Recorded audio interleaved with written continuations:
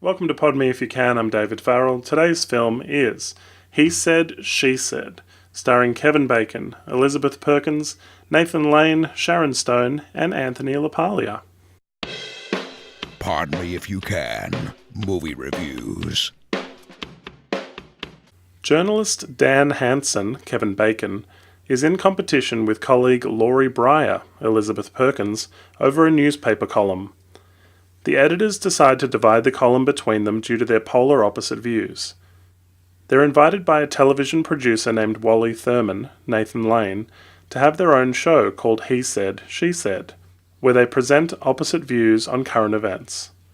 3 years after getting together, Laurie throws a mug at Dan's head live on TV.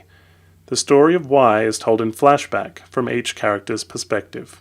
Now, what's interesting about this film is that it is directed by a man and a woman who were in a relationship creating the film, got engaged during the making of the film, and got married after the film was released. It sounds like an interesting shoot because Ken Kwapis, the male director, shot the male version of events, the He Said, and Marissa Silva shot the female version of events, the She Said. Neither one interfered when the other one was directing, so there was a kind of a male point of view and a female point of view even behind the lens. Now, recently some TV shows have taken on this he said, she said type perspective, like the British show Liar, the miniseries, and The Affair, which I really like. Both shows have used this perspective to reveal different sides to characters and demonstrate how memory can change dialogue and events. In He Said, She Said, there's an incident, for example, when a woman comes over to say hi to Dan and Laurie on a date. Now, in his memory, she's very conservative and classy, and basically says, give us a call sometime. Whereas in her version, she's dressed a lot more attractively and definitely a lot flirtier with Dan. Their memory also changes the fact as to who pursued who, which is interesting.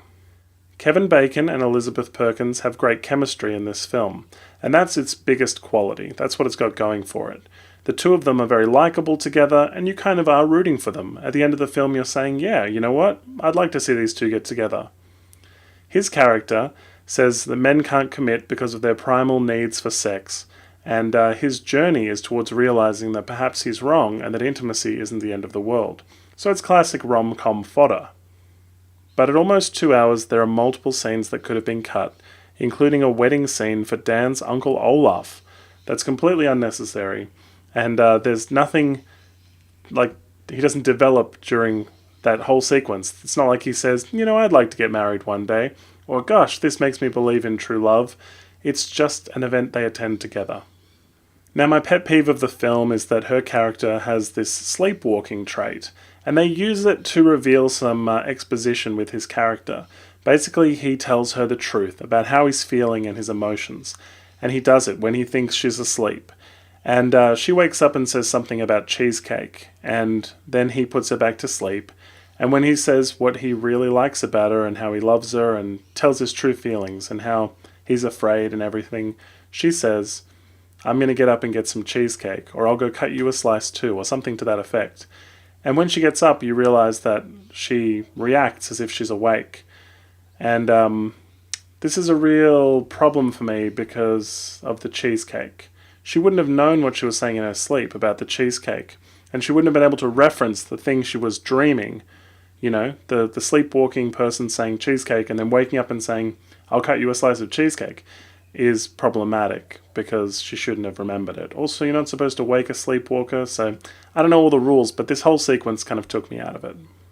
I was surprised by how much Anthony LaPaglia was in this. He got several lines and scenes with both people, and, for him to be coming up during this time was really good for his career in 1991. Nathan Lane is scene stealing, and he's just animated enough to not be over the top, which he has a tendency to do, if you've seen The Birdcage, intentionally over the top. But he's an animated person, and that helped him get that role in The Lion King.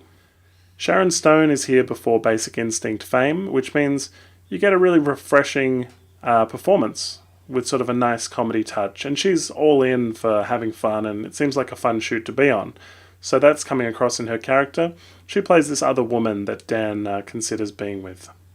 Ultimately, it's a bit of fun for a rom-com. There are some fun fantasy sequences. Like I said, you want the two leads to get together by the end. The duration is a bit long.